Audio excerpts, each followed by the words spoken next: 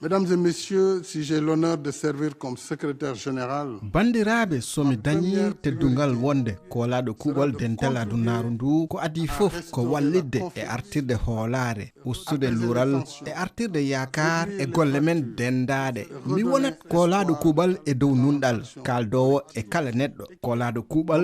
mahowo laawol hakkunde leyɗele e pine mami darnu diplomatie ɓurɗo tidde ngam falade lurle mami jokkodir leyɗele tawade e dental ngal ngam miiƴade no golle ɗe